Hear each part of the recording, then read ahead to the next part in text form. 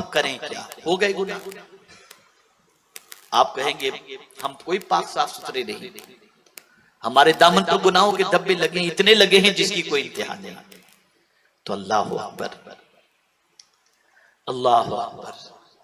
मेरे आका सल्लल्लाहु अलैहि वसल्लम फरमाते हैं, बस एक हदीस शरीफ आपको सुनाकर अपनी गुफ्तगू मुकम्मल करता हूं। मेरे आका सल्लल्लाहु अलैहि वसल्लम की बारगाह में दो औरतों का तज़किरा हुआ।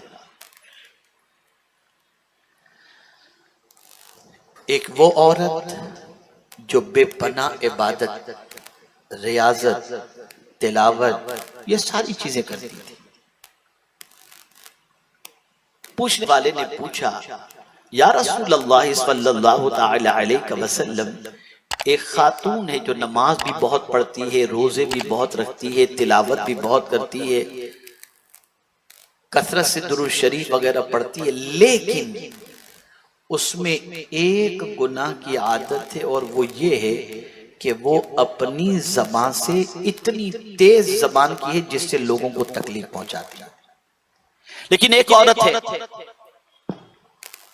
एक औरत ऐसी है जो नमाज तो जितनी फर्ज है उसके ऊपर वो अदा करती है, 5 वक्त की नमाज पढ़ती है, लेकिन बहुत ज्यादा तिलावत नहीं करती, बहुत ज्यादा इबादत और रियाजत नहीं करती, लेकिन गुनाह से बहुत बचती है और अपनी जबान से किसी को तकलीफ नहीं पहुंचाती। सरकार, दोनों में अफजल कौन है? तो मेरे आका ने फरमाया, कम इबादत करने वाली लेकिन ज्यादा गुनाह से बचने वाली ज्यादा इबादत करने वाली से अफजल है। इसलिए याद रखें, ये नहीं कि नेकियों का अंबार भी है और गुनाह का भी अंबार मौजूद हो, नहीं, बल्कि यहां ये जुमला जहन के अंदर महफूज कर लो, जितनी भी इबादतों का अल्लाह ने हुक्म दिया है वो सारी इबादतों का हुक्म हमारी आदतों को बदलने के लिए है। अगर इबादत करके भी आदत नहीं बदलती तो मकसद इबादत क्या है? तो आज इसरू परवर इस्लाह मुआशरा कॉन्फ्रेंस में और फैज़ान कुरान मजीद कॉन्फ्रेंस के अंदर हम ये कोशिश करें कि छोटे से छोटे गुनाह से भी अपने आप को बचाएं। और ये बात याद रखो, जितना गुनाहों से बचोगे ना, अल्लाह ताला दिल को उतना ही सुकून से भर दिया करेगा, तबीयत में करार रहेगा, इत्मीनान रहेगा। और आपको हमको तबाह करने के लिए नंगेपन को आम किया जा रहा है, ताकि न निगाह पाक रहे, न सोच पाक रहे, न लिबास पाक रहे, न बदन पाक रहे।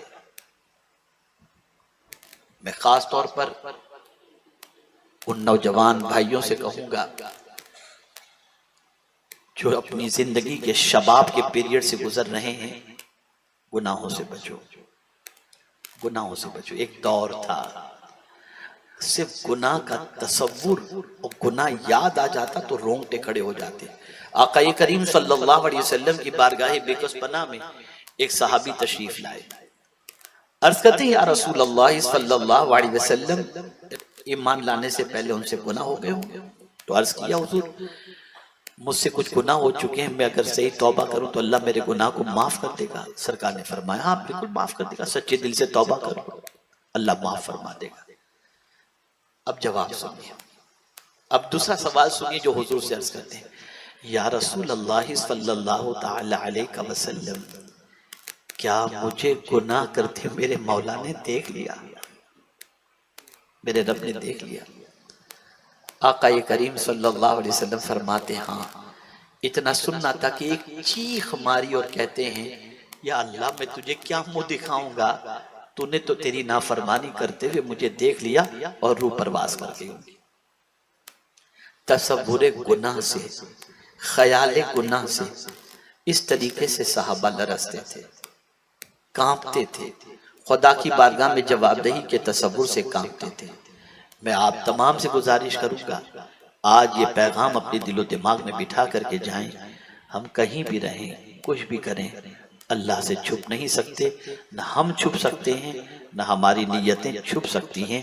किसी ने पूछा था गुनाह कितना करना चाहिए, तो एक बुजुर्ग ने जवाब में फरमाया था जितना अल्लाह के अजाब को बर्दाश्त करने की ताकत हो उतना गुनाह करो। है हम में अल्लाह के अजाब को बर्दाश्त करने की ताकत?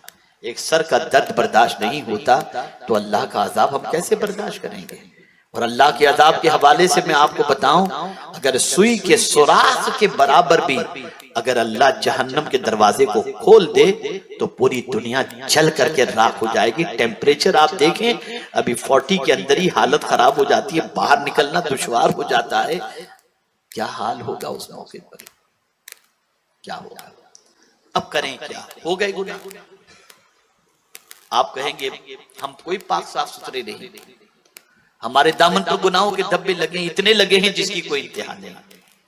तो अल्लाह अकबर, अल्लाह अकबर। मेरे आका सल्लल्लाहु अलैहि वसल्लम फरमाते हैं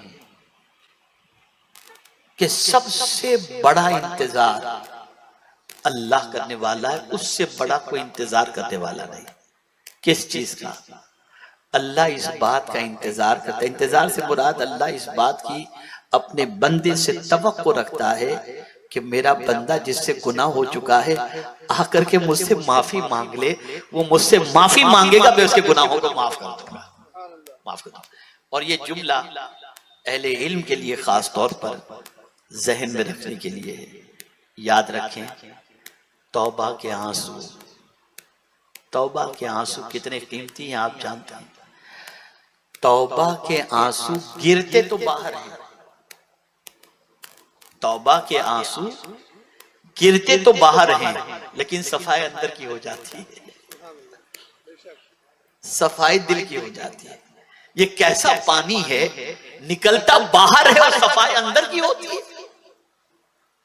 इसके तौबा करो, रो, गुनाहों से माफी मांगो अपने रब की बारगाह के अंदर, सजदा करो अल्लाह की बारगाह में, अर्ज करो मेरे करीम आज तक के किए हुए गुनाहों से मैं सच्चे दिल से तौबा करता हूं। और जब कोई बंदा माफी मांगता है तो अल्लाह फरिश्तों से फरमाता है मेरे फरिश्तों ये मुझसे माफी मांग रहा है, ये जानता है कि मैं बहुत माफ करने वाला हूं। फरिश्तों गवाह हो जाओ मैंने इसके गुनाहों को माफ फरमा दिया। इसलिए जरूरत है दामन पर लगे हुए गुनाहों के धब्बों से तौबा करो, ज्यादा से ज्यादा गुनाहों से बचो, ज्यादा से ज्यादा अल्लाह की नाफरमानी से बचो। इस दुनिया से जाना है और याद रहे, बंगलों में रहें, पैलेस में रहें या कहीं भी रहें, फ्लैट में रहें, विल्ला में रहें, कहीं भी रहें, लेकिन मरेंगे तो कब्र तो सिर्फ मिट्टी ही की होगी, कब्र सिर्फ मिट्टी ही की होगी। दुनिया में कहीं भी रहें, लेकिन जाएंगे तो हमारी कब्र मिट्टी ही की होगी। सिमिलर, सिमिलर, गरीब की, अमीर की, शहंशाह की, बादशाह की, सबकी सिमिलर। वहां की तैयारी करो। मतलब ये नहीं कि इस दुनिया के अंदर आप बिल्कुल सब कुछ छोड़ छाड़ के बैठ जाओ, ये नहीं। जहां ज्यादा रहना है वहां की ज्यादा तैयारी करो, जहां कम रहना है वहां के हवाले से कम फिक्र करो। इसलिए कि जहां ज्यादा रहना है वहां कोई साथ आने वाला नहीं है सिवाय अमाल के। अल्लाह अज़्ज़ व जल हम सब पर करम की नजर फरमाए और रसूल रहमत सल्लल्लाहु अलैहि वसल्लम की शफाअत नसीब फरमाए, गुनाहों से बचने की तौफीक नसीब फरमाए। तौबा के दो तरीके हैं, एक तो अनजान में गुनाह हो जाए तो तौबा करना, इसके लिए आप अस्तगफिरुल्लाह रब्बी मिन कुल्ली ज़ंबी व अतूबु इलैह, ये एक तौबा का तरीका हुआ। एक जानबूझकर गुनाह हो जाए, जानबूझकर, उसका तरीका अल्लाह ने कुरान में बताया और वो ये दुआ है, रब्बना ज़लमना अनफुसना व इन लम तग़फिर लना व तरहमना लनकूनन्ना मिनल खासिरीन। कसदन गुनाह हो जाए ये दुआ करो। इस्तिग़फ़ार से भी गुनाह माफ होंगे, लेकिन आजिज़ी का पहलू इसमें सबसे ज्यादा है कि बंदा अल्लाह की बारगाह में अर्ज़ करता है, मौला मैंने अपनी जान पर जुल्म किया, अगर तू रहम नहीं करेगा तो मौला मैं घाटा उठाने वाले में हो जाऊंगा। इसलिए अल्लाह की बारगाह में तौबा करो, आ जाओ अच्छाइयों की तरफ, बुराइयों से रिश्ता तोड़ो, नेकियों से रिश्ता जोड़ो, अल्लाह की खुशनुदी की खातिर अपनी जिंदगी को कानून इलाही और कानून रसूल सल्लल्लाहु अलैहि वसल्लम के सांचे में ढालने की कोशिश करो।